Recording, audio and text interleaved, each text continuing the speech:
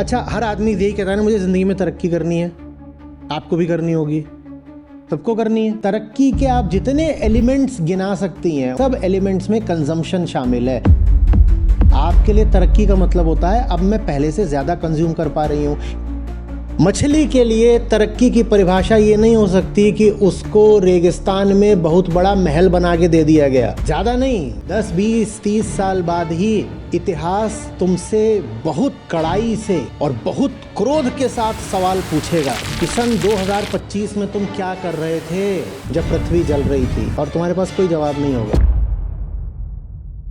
मुझे ना इंसानों से भी उतनी सहानुभूति नहीं है। मुझे सहानुभूति है ये सब जो जानवर हैं इनसे। तापमान बढ़ा रहे हो आप, बारिशें ला रहे हो, उनके पास कपड़े भी नहीं है, आपको शर्म नहीं आती है? उसको वो समझ में ही नहीं आ रहा कि मैं कौन हूँ, मेरे साथ ही हो क्यों गया। हर 0.1 डिग्री सेल्सियस राइज पर हजारों पशु पक्षियों की प्रजातियां विलुप्त हो जाती हैं। आपको नहीं पता चलता, अपने घर में बैठे हो। मासिव एक्सटिंक्शन चल रहा है जंगलों में। अच्छा, हर आदमी यही कहता है ना, मुझे ज़िंदगी में तरक्की करनी है। आपको भी करनी होगी, सबको करनी है। अच्छा, एक बात बताओ, किसी भी तरीके से संभव है कि आप तरक्की करो? जो भी आपकी तरक्की की अभी परिभाषा है, उस परिभाषा के अंतर्गत क्या ये संभव है कि आप तरक्की करो और आपका कार्बन फुटप्रिंट ना बढ़े?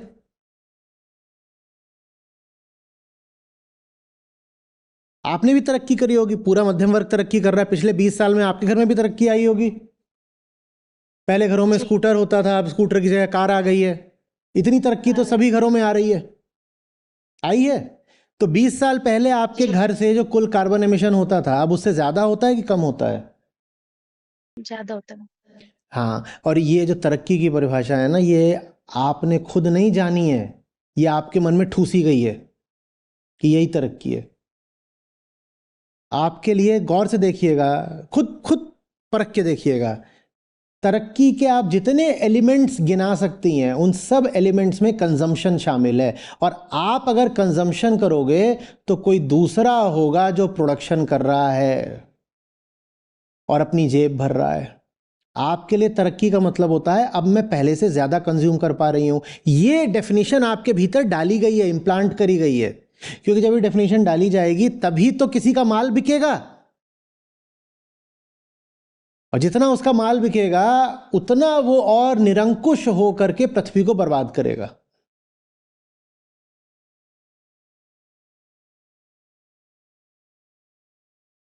क्या हम तरक्की की कोई वैकल्पिक परिभाषा ला सकते हैं? ये प्रश्न है। अगर आप ला पाए समय रहते तो शायद थोड़ा बहुत कुछ बच जाए इस पृथ्वी पर। हम वही प्रयास कर रहे हैं, आपकी संस्था वही प्रयास कर रही है कि आपको बता पाएं कि आपके लिए तरक्की की असली परिभाषा क्या है। मछली के लिए तरक्की की परिभाषा ये नहीं हो सकती कि उसको रेगिस्तान में बहुत बड़ा महल बना के दे दिया गया।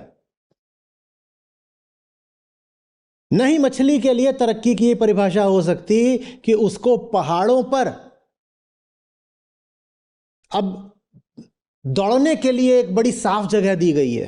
आप हैं कौन, इससे तय होगा ना कि आपके लिए तरक्की क्या है। आप जानते ही नहीं आप कौन हो, तो मुझे अब उसी पुरानी घिसी पिटी बात पे आना पड़ेगा। आत्मज्ञान का अभाव ही क्लाइमेट चेंज है। आपको पता ही नहीं है आप मछली हो। वो सब आपको रेगिस्तान में महल बेच रहे हैं और आप व्याकुल हुए जा रहे हो। पहली बात तो वो जो बेचने वाले उल्लू सीधा करके निकल जाएंगे। दूसरी बात, किसी कदर 1000 में से एक मछली ने रेगिस्तान वाला महल खरीद भी लिया तो अब वो अपने महल के भीतर तड़प तड़प के मरेगी। बिना ये जाने आप कौन हो, आपने अपनी तरक्की की परिभाषा निर्धारित कैसे कर ली? आपको कैसे पता तरक्की माने क्या? तो समझाने वालों ने कहा है कि पहले ये जानो कि तुम्हें वास्तविक तकलीफ क्या है। अपनी वास्तविक तकलीफ को हटाना ही तरक्की है। जब तुम्हें यही नहीं पता कि तुम्हारी सचमुच तकलीफ क्या है, तो तरक्की के नाम पे तुम कुछ उल जुलूल ही करोगे। कोई आदमी इतना पागल हो उसको यही ना पता हो कि दर्द उसकी कोहनी में हो रहा है, तो वो अपनी चिकित्सा के नाम पर कभी अपनी नाक में उंगली डालेगा, कभी आंख में मट्ठा डालेगा, कभी घुटने पे हथौड़ा मारेगा।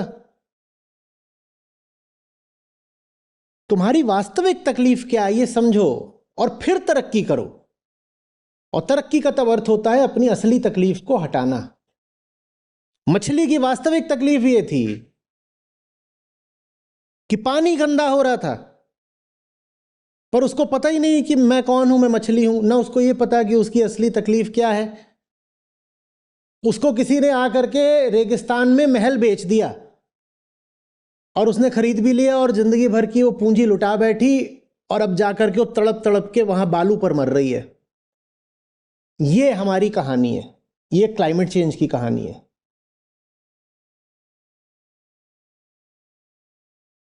आप एक बार जान जाओ ना आपकी वास्तविक तकलीफ क्या है, पूरी दुनिया बदल जाएगी। उसके बाद कोई वोट मांगने आएगा, आप सबसे पहले पूछोगे मैनिफेस्टो दिखाओ, मैनिफेस्टो दिखाओ, इसमें कहां है क्लाइमेट एक्शन। और ये तुम क्या कर रहे हो? तुम्हारे मैनिफेस्टो में तो लिखा है कि इतने लाख हेक्टेयर जंगल और काट देंगे। ये तुम क्या कर रहे हो? क्या करे जा रहे हो दुनिया में?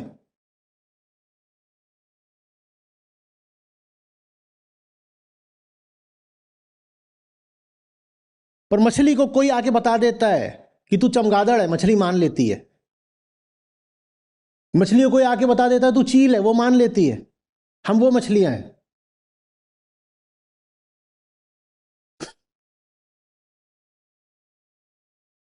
और मछली को बता दिया गया तू चील है और सांप तेरा दुश्मन है, जाके सांप का शिकार कर। अब मछली चली है वहां पे वो खेत में जाके सांप का शिकार करने। उसके लिए जिंदगी में यही सबसे बड़ी अब वरीयता हो गई है कि सांप का शिकार करना है। मैं तो चील हूं, सांप मेरा दुश्मन है। तुम वो हो ही नहीं जो तुम अपने आप को मान रहे हो, जो तुम्हें बता दिया गया है कि तुम हो, तुम वो नहीं हो। तुम अपनी असली तकलीफ समझो। तो क्या कुछ हो सकता है? पता नहीं। हम कर रहे हैं कुछ करने की कोशिश। अब कुछ हो सकता है कि नहीं हो सकता है वो आपके सहयोग पर है। जो हो सकता है वो मुझे तो साफ साफ पता है कि क्या है जो करा जा सकता है, और क्या है वो एकमात्र चीज क्या है जो करने से क्लाइमेट चेंज को रोका जा सकता है। मैं उसको जानता हूं। ऑपरेशन 2030 उसी का नाम है। अपने दम पे जितना कर सकता हूं कर भी रहा हूं। मुझे भीतर अपनी ये ग्लानि नहीं रहेगी कि मैं जानता था और फिर भी जाने हुए को मैंने जिया नहीं। तो मैं उस अर्थ में तो संतुष्ट होके ही मरूंगा। लेकिन हम कुछ सार्थक बड़ा काम जमीन पर कर पाएंगे कि नहीं कर पाएंगे, वो मुझ पर नहीं निर्भर करता, वो आप पर निर्भर करता है। जब तक आपने ठान ही रखा है कि चील कौवे ही आपके आदर्श होंगे, तब तक आप मेरे साथ नहीं खड़े हो पाओगे।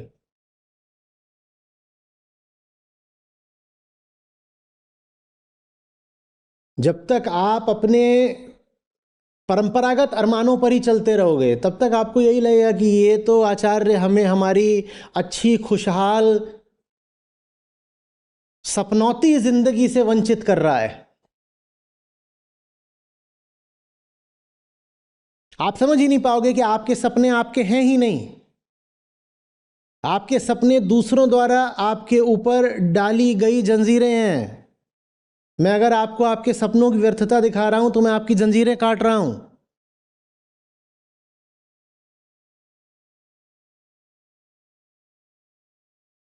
बड़ा बुरा सा लगता है ना ये मानने में कि मेरी एक एक मान्यता उधार की है। और उधार में भी देखो थोड़ी तो चेतना होती है ना। एक आदमी उधार लेने जाता है तो थोड़ा होशोहवास रखता है, तभी उधार मांगता है। हमारी मान्यताएं उधार की भी नहीं है। हमारी मान्यताएं ऐसी हैं जैसे चोरी छुपे आपको बेहोश करके आपके भीतर कुछ फिट कर दिया गया हो। ये सब तो जानते ही हो। होता है कहीं अस्पतालों में खबर आ जाती है एक आदमी था, उसको ले जा करके बेहोश कर दिया, धोखे से उसकी किडनी निकाल ली। और बड़ा बुरा लगता है। मान्यता उससे मिलती जुलती पर और घातक चीज है। वहां पर आपको चोरी से बेहोश करके आपके भीतर कुछ अतिरिक्त लगा दिया जाता है, कुछ फिट कर दिया जाता है। और कोई आपकी किडनी निकाल ले, ये कम घातक बात है।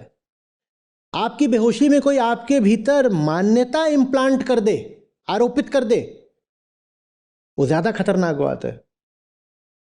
पर चूंकि वो काम आपकी बेहोशी में हुआ है, तो आप मानते ही नहीं कि आपके सपने, आपके आदर्श, ये सब नकली है। आप लगे हुए हो कि नहीं, कुछ तो हम ठीक ही बोल रहे होंगे ना, कुछ तो हम ठीक ही बोल रहे होंगे ना। अरे तथ्य देखो, तुम्हारे चारों ओर पृथ्वी जल रही है, तुम आखिरी पीढ़ी हो शायद, जो मौसमों को कुछ कुछ अभी भी सामान्य देख पा रही है। आप जो बच्चे पैदा कर रहे हो, जब तक वो जवान होंगे, आप उनको बताओगे कि मौसम ऐसे होते थे, ऐसे होते थे, उनको नहीं समझ में आएगा। पूरी पृथ्वी मिलकर के आपको दनादन प्रमाण दे रही है कि तुम बहुत गलत जी रहे हो, तुम्हारी सारी मान्यताएं, धारणाएं सब झूठी हैं और तुम्हारे सपने खोखले हैं। पूरी पृथ्वी आपको प्रमाण दे रही है, पर फिर भी आप मानने को तैयार नहीं हो। अब मैं क्या करूं? मैं जबरदस्ती मनवाऊं? मैं क्या करूं? भाई, आपका जो मन है ना, वो आपकी टेरिटरी है, होना भी चाहिए। और वहां आपने भर रखी है गंदगी, मन में गंदगी भर रखी है। मन को घर मानो, घर में गंदगी भर रखी है और उससे आपका बड़ा नुकसान हो रहा है। लेकिन घर तो आपका है। मैं कैसे साफ करूं? मैं बाहर खड़ा होकर चिल्ला रहा हूं कि अपना घर साफ कर लो, पर आप साफ नहीं करते। तो फिर आपको मालूम है मैं क्या करता हूं? मैं रातों को चोरी छुपे सेंध लगा करके आपके घरों में घुसता हूं आपकी सफाई करने के लिए, और फिर मैं चोर कहलाता हूं। कहा जाता है ये जबरदस्ती आ गया, बिना अनुमति के हमारे घर में बर्गलरी करी है, he has broken in, इसने सेंध लगाई है। क्या, क्यों सेंध लगाई है? कुछ चुराने के लिए या सफाई करने के लिए? कूड़ा भरा है तुम्हारे घरों में, वहां से मैं चुरा के क्या ले जाऊंगा? और मुझे नहीं आना किसी और की गंदगी साफ करने। मैं तो बात कर रहा हूं कि सुन लो बात, और बात में कोई कमी हो तो बता दो। तुम्हारे हित की बात कर रहा हूं, पर तुम्हें मानना नहीं। तुम कह रहे हो ये सब कूड़ा करकट जो है, ये तो संपदा है हमारी। देखो, मेरे तो कोई आने वाली पीढ़ी है नहीं अपनी व्यक्तिगत, पर तुम्हें तो जवाब देना होगा अपने बेटे बेटियों और पोते पोतियों को, और जवाब देने लायक तुम्हारा चेहरा बचेगा नहीं।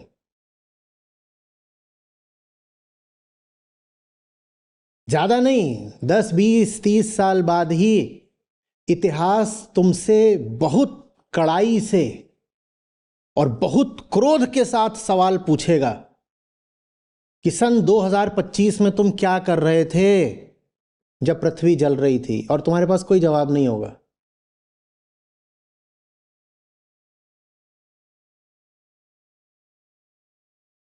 तुम कहोगे हम तो अपने आदर्शों की पूजा कर रहे थे।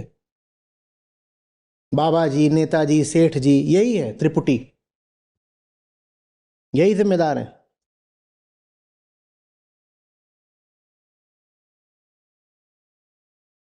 सेठ जी का बता ही दिया क्या करते हैं, वो तो डायरेक्टली एमिट करते हैं। और सेठ जी का कारोबार कानूनी तरीके से चलता रहे, इसके लिए नेताजी को पैसा देते हैं, क्योंकि कानून पे नेताजी का कब्जा है। और आम जनता विद्रोह न करे, इसके लिए सेठ जी बाबा जी को पैसा देते हैं, बाबा जी को खड़ा करते हैं एक के बाद एक। सेठ जी नेताजी मिलकर बाबा जी को क्यों खड़ा करते हैं? ताकि जब पृथ्वी पर आग लगे तो बाबा जी कहें बच्चा ये तुम्हारे पिछले जन्म का पाप है, ये सेठ जी की करतूत नहीं है, ये तुम्हारे पिछले जन्म का पाप है बच्चा। और बहुत संतोष के साथ हर चीज को धीरज से सहन करना चाहिए। सहन शक्ति सबसे बड़ी शक्ति है बच्चा, तुम सहन करो। और जब आग लगे पूरी पृथ्वी पर तो बस आंख बंद कर लो और अपने इष्ट का स्मरण करो। और ये तो होना ही था, ये तो भगवान की मर्जी है। और भगवान ने बहुत पहले पुरानी किताब में लिख रखा है कि देखो इस साल में इतने बजे ऐसे ऐसे करके पृथ्वी में आग लग जाएगी और सारी प्रजातियां मिट जाएंगी।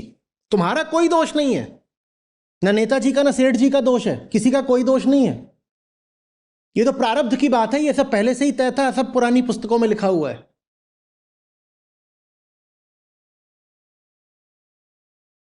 मुझे ना इंसानों से भी उतनी सहानुभूति नहीं है। मुझे सहानुभूति है नंगे लोगों से, ये सब जो जानवर हैं इनसे, इनके पास तो कपड़े भी नहीं है। तापमान बढ़ा रहे हो आप, बारिशें ला रहे हो, उनके पास कपड़े भी नहीं है। आपको शर्म नहीं आती है?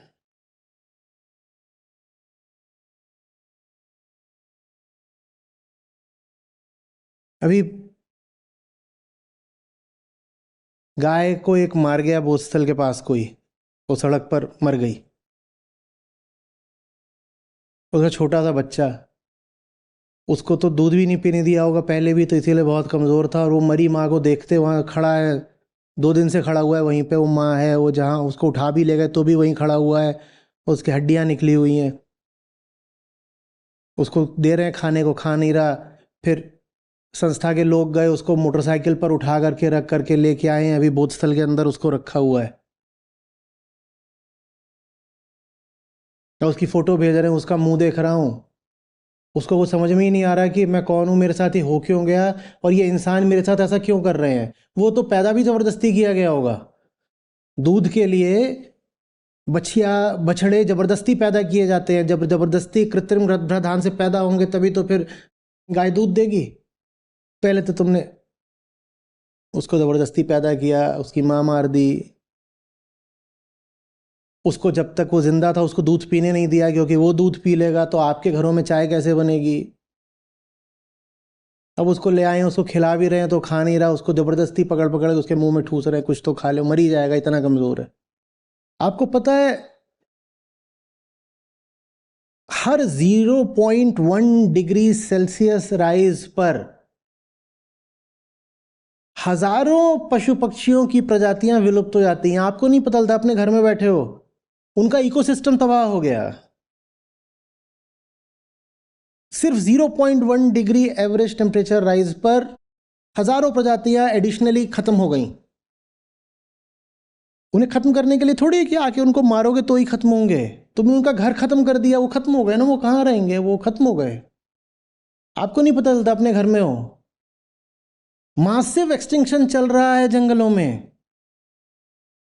और वो क्यों चल रहा है? वो आपके कंजम्पशन की खातिर चल रहा है, ऐसे नहीं चल रहा। आपके घर में जितना कुछ है वो जंगल काट के ही आ रहा है।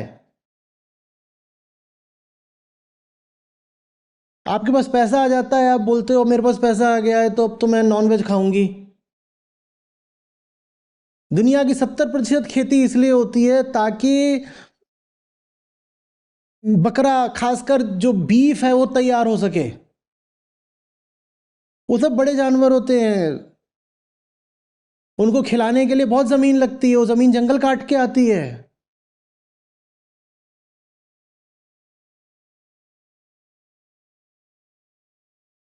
आप सोचते हो कि आपका जो घर है वो तो बस ऐसे ही स्पेस में टंगा हुआ है, आइसोलेशन में। आपका जो घर है वो एक कंजम्पशन का पैटर्न है। घर को आप ऐसे भी डिफाइन कर सकते हो, the house hold is a unit of consumption.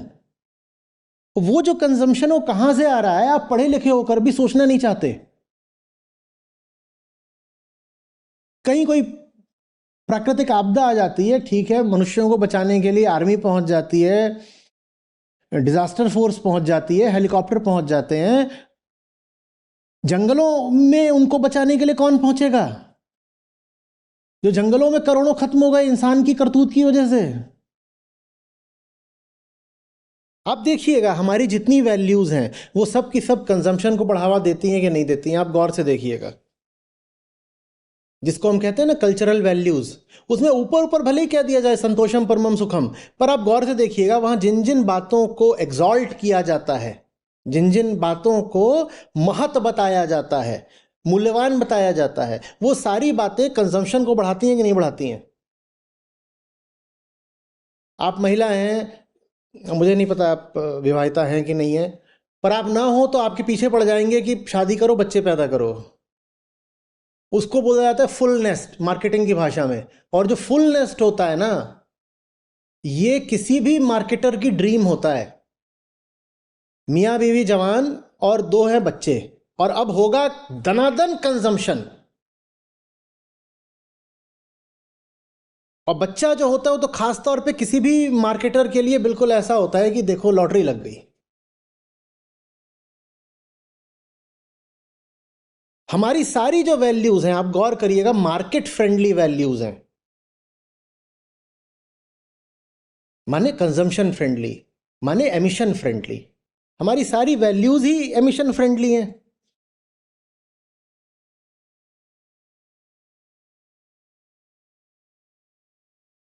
आप फेस्टिवल्स मनाते हो, वो तो एक बहुत गहरी बात होनी चाहिए, आध्यात्मिक बात।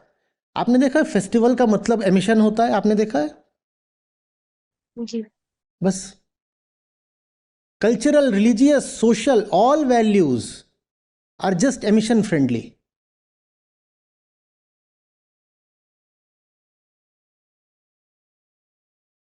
कोई भी चीज हो सकती है आपकी खुशी की जिसमें धूम धड़ाका ना हो।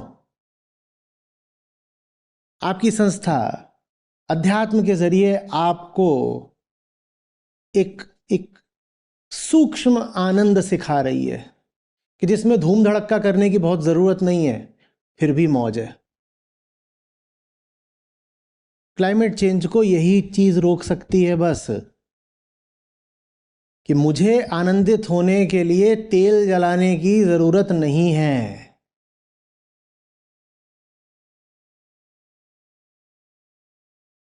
माई recreation does not depend on consumption.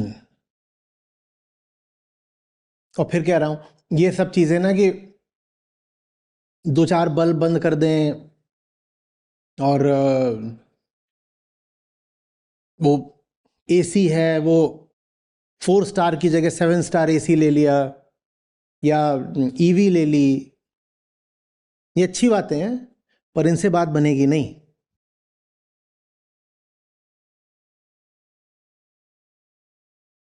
दो फैक्टर्स हैं, कितने लोग हैं और हर व्यक्ति द्वारा कितना भोगा जा रहा है। कितने व्यक्ति हैं और हर व्यक्ति कितना भोग रहा है, यही है। और उन व्यक्तियों में भी आप जानते हो कौन से व्यक्ति हैं जो भोग रहे हैं। जब तक उन्हें उनके महलों से नीचे नहीं उतारोगे खींच करके, कुछ नहीं हो सकता।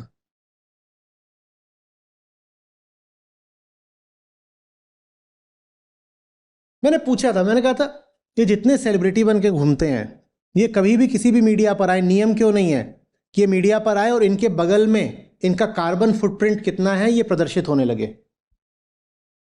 ताकि मुझे पता तो चले कि इस आदमी को इज्जत देनी है कि नहीं देनी है। और जैसे ही आपको दिखाई देगा ना कि जिसको आप पूज रहे हो, चाहे वो क्रिकेटर हो कि पॉलिटिशियन हो कि एंटरटेनर हो कि यूट्यूबर हो कि कोई भी हो दुनिया का, कि जो आपके लिए बहुत बड़ी चीज बना बैठा है, कि रिलीजियस फिगर हो, जैसे ही उसके बगल में यहाँ पे आपको ऐसे ऐसे फ्लैश करता उसका दिखाई देगा कार्बन फुटप्रिंट का फिगर, वैसे ही आपको समझ में आ जाएगा कि कितना बड़ा दानव है ये।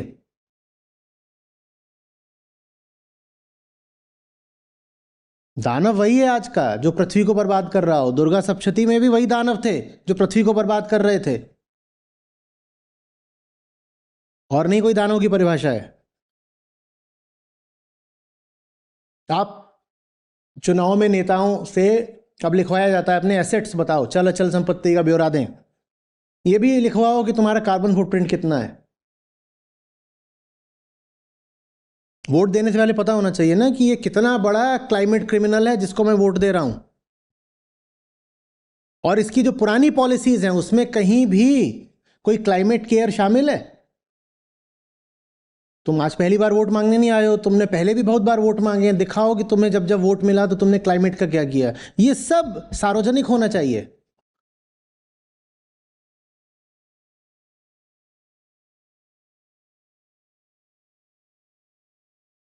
किसी भी इंसान का मूल्यांकन आज करने में बहुत बड़ी वेटेज उसके कार्बन फुटप्रिंट की होनी चाहिए। और बाकी बातें छोड़ो, तुम कितनी इज्जत के हकदार हो ये मैं तय करूंगा इससे कि तुम्हारा कार्बन फुटप्रिंट कितना बड़ा है। कम से कम 50% वेटेज तो इस बात की होनी चाहिए। लगाओ ग्रीन टैक्स, हर माल जो खरीद रहे हो उसके कार्बन इम्पैक्ट के हिसाब से असली टैक्स होना चाहिए ग्रीन टैक्स, और साथ ही साथ जो भी प्रोडक्ट्स हैं जिसमें कार्बन एमिशन जीरो है या बहुत कम है, उसी टैक्स से उसको सब्सिडाइज भी करो ताकि आम आदमी पर बोझ ना पड़े।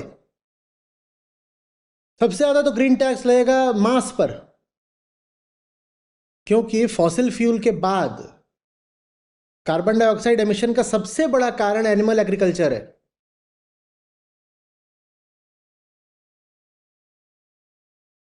तो आप जो मजे में खा लेते हो ना कि अंडे और मांस और ये, इन सब पर इतना हैवी टैक्सेशन होना चाहिए कि उनका क्लाइमेट इम्पैक्ट जस्टिफाई हो सके।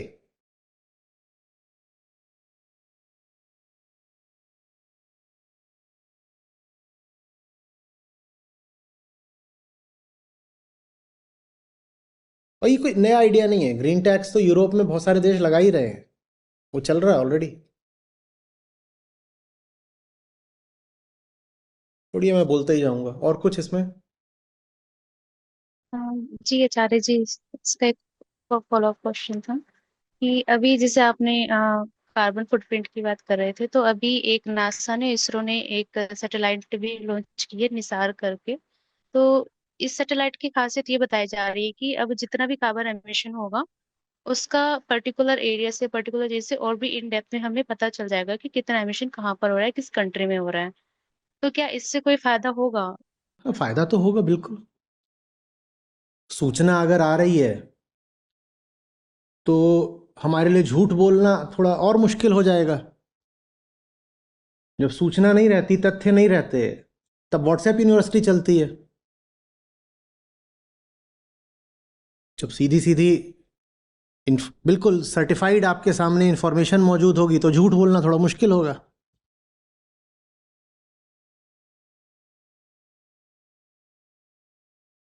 Thank you sir.